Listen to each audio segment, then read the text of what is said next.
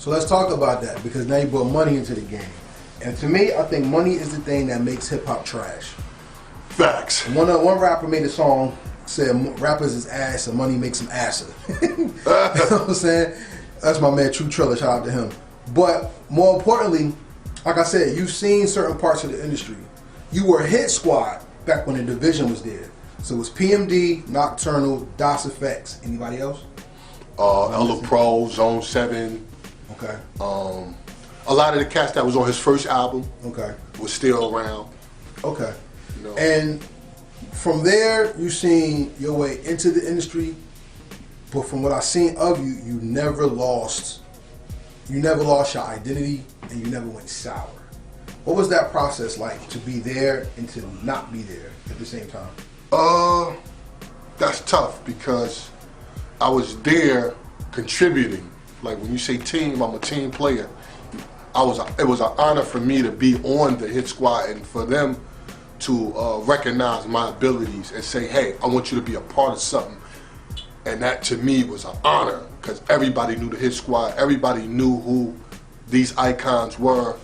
And to me, to be in the studio with DOS Effects, from just leaving DML Studios or coming around here doing a local thing and then taking that, branching that off, and then it was just an amazing process. But like I said, the standard of, okay, let me take this a little bit more serious. This is a career now. This is no longer a hobby or something that I like. I want to get paid off of it, but of course you have to give to receive. So sometimes you're gonna have to give a verse, and it might not be no money behind that. You see what I'm saying?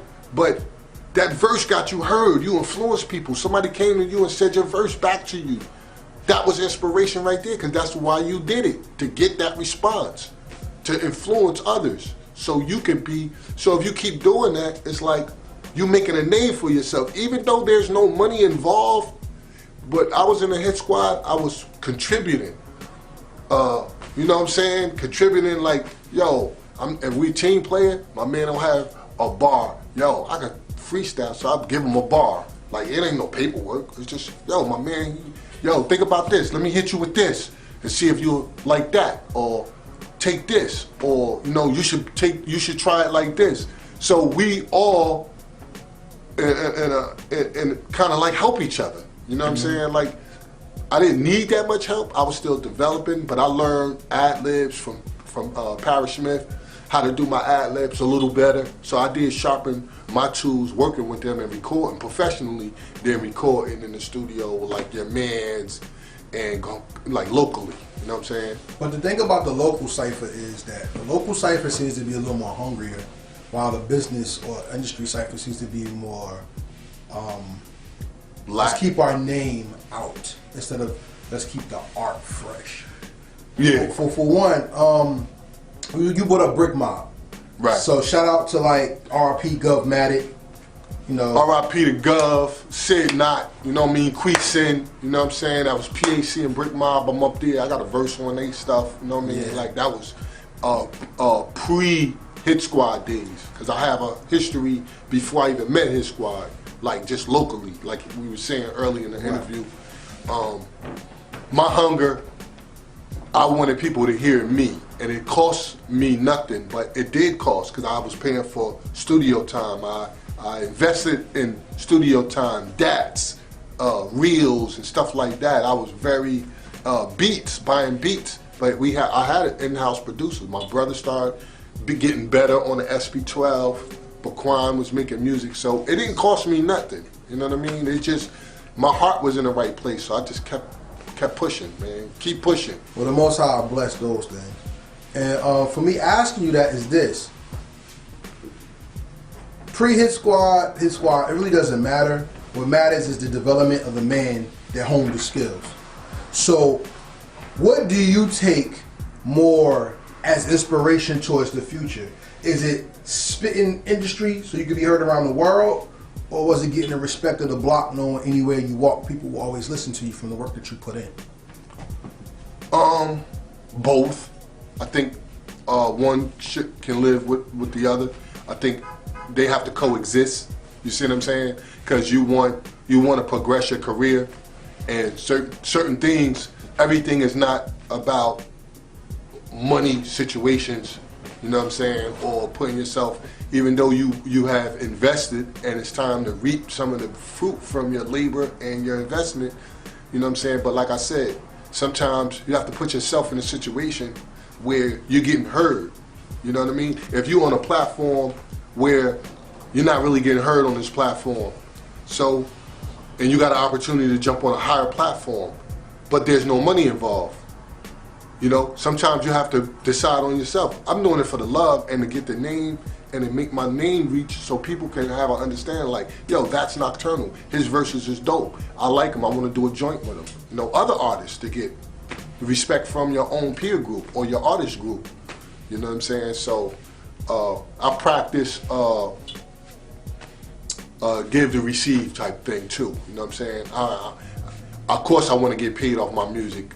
You know what I'm saying? I came home from a tour or came home from EPMD and came home and worked a regular job for 18 years. You see what I'm saying? So it was never the money.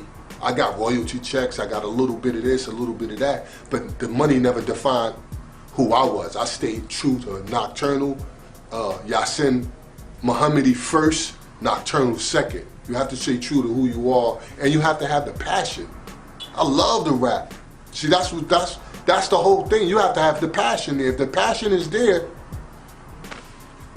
But the industry, where everybody wants to go, will shit on your passion and your integrity. Yeah. So I was talking to a person about you the other day, and I was like, yeah, I got an interview with Nocturnal coming up. He's like, word? Nocturnal? The nigga with Dre and him? And I was like, no, the Nocturnal from Jersey. And he was like, it's a Nocturnal from Jersey? So then he said, wait a minute, how does that happen? I was like, what do you mean? He said, how could somebody steal your name and like you go from there? And that was something that we had like a nice brief conversation about that he really wanted me to ask you. Right. Because he says that if Nas comes out and then you're Nas again, they cry foul. If you're Ja Rule, but the first guy came out as J Rule, it's too similar. So right, why did nobody right. call foul there? I think it was politics. You see what I'm saying? Like, people say, oh, he ain't know nothing about you. But, you know, when we was on tour, I was in LA. I toured with EPMD. I was on every radio station with them brothers, spitting freestyles on the radio, saying who I was. But it wasn't enough because how I was moving in the hit squad, it was never about me. I was an artist coming up, about to get put on. And that whole ride with the EPMD thing was, it wasn't a good journey. So it was already like holes in the bowl, and they was not adhesive. They wasn't together. It was they were still ironing out their differences as a group and as men because they had a 6-year breakup.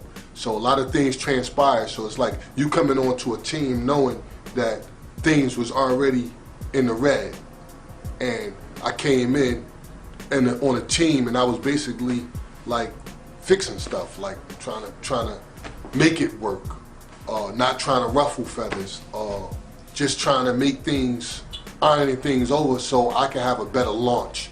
You know what I'm saying? As an artist, and just trying to stay positive throughout all the negative energy and you know, not getting along, or the studio dates, or it's just, that's why I left. If everybody know, like I came home after tour because of the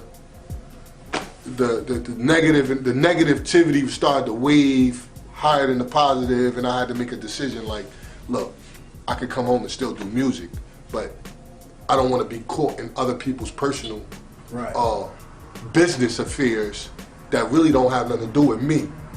I heard that's exactly why Capadonna didn't sign with the Hit Squad, because he was coming at the end, and EPMD was such legends that everybody fell back. That, you know, they didn't want to take sides.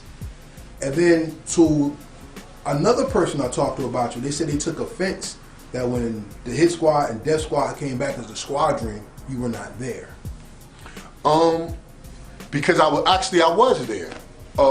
We was on the back end business. I mean, when they first got together, I was in the studio. Keith Murray rolled up, and me and Keith had exchanged words and skill. You know what I mean? Because he wanted to hear me. Every MC want to hear who you are. Like, I'm being talked about in the industry from the Tony Touch, and he know me.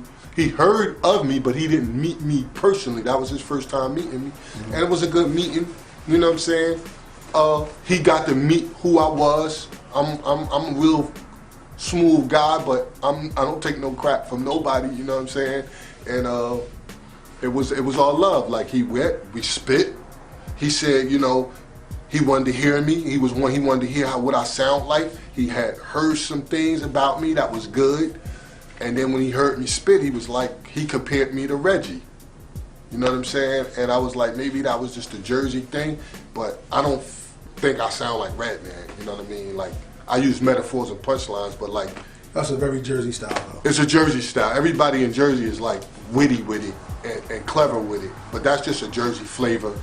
And it's just like, there's a million cats from the Queens that sound similar or whatever, and so it's like, you might get a little similarity, you know what I'm saying, as far as the word and the word choice or the metaphors, but so hey man, I think that was an honor. He said that. I was like, word? I sound like Red? He was like, yo, you sound like Reggie. And he said that. I was like, that was real. He came from the heart with it. So even still going back to the original question though, how did the West Coast person taking your name hurt you? It hurt me because, first of all, I know for a fact they know that Nocturnal existed. This is, EPMD is a legendary, iconic group in hip hop, not globally. So I'm rolling with them on tour, 60 city tours and stuff like that. And I've been on the radio saying my name. I actually met Dr. Dre in Atlanta, him and Professor Griff at a radio station where Ludacris was actually a co-host. He was a VJ back then. You know what I'm saying? Fat Rabbit came out. Yeah, he was a co-host, and I spit on that radio station, and they was like, yeah, but he was like Tigger, like he was gonna show the MCs up if you come up there and you don't know how to spit.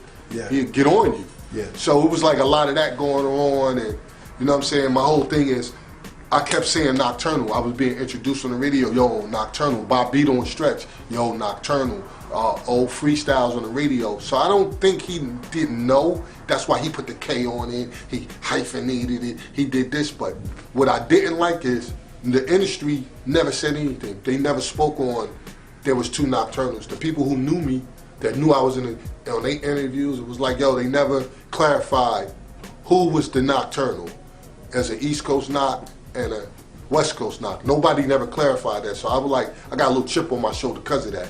You know what I mean? Understood, because even when people talk about Cam, they say East Coast Cam, Dipsets, West Coast Cam, right? Lynch Mob, and stuff like that. So, yeah, like I had a little, it's like, yo, where this dude come from, and you know, the younger Knock in the 2000s, I was heated. That affected me personally. I was mad about it. I was upset about it. I feel as though I was. Like he came and stole my deal from me, because he came and got his deal right here in New York. You know what I mean? He didn't get signed on the West Coast. He got his deal in New York, and I've been in New York, but it's just like when you're in the industry, you get people who either they're gonna be for you or be against you, and that's a whole nother thing with the Jersey come up and cats from Jersey and talent, and you know what I mean. It's just that's a whole nother interview.